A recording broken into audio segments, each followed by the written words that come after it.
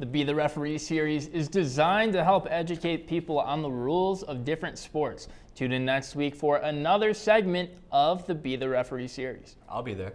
You gonna be there? I don't know. Maybe.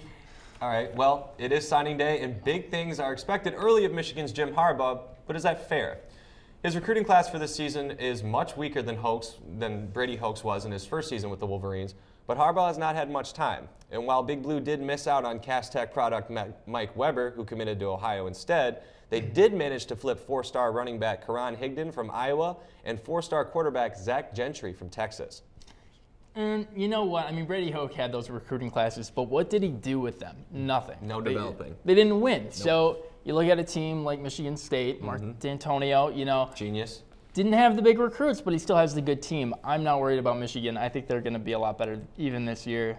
Down the road, they're going to be a real powerhouse. But meanwhile, Michigan State continues to produce a recruiting class ranked around 30 by ESPN. A few 4 stars is the usual. Balanced with some Midwest products makes Dantonio's groups never flashy, but this year's class is ranked slightly higher than its previous ones. A winning pedigree should continue an upward trend for elite high school talent.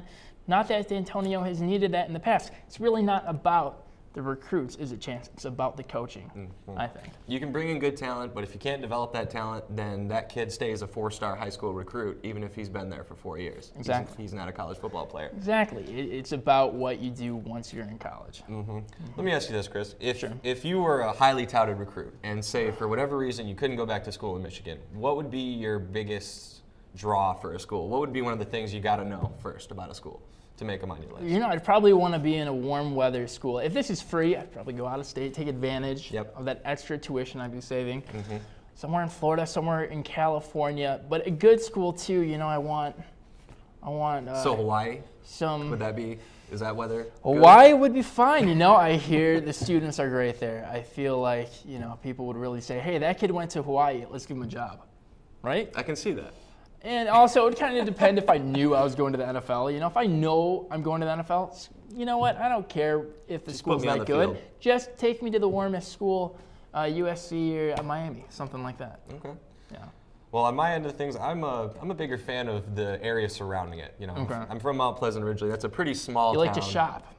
I don't like to shop. Okay. I like to eat. And a lot of times you'll get the best and craziest and most unique restaurants. Texas, UCLA would be a big one. SMU and Dallas, those would all be pretty fun. So. UCLA, Stanford, a big time school with some nice education. Well, Stanford's a nice degree to have. I think Stanford's okay. I feel like I could get a job from that school.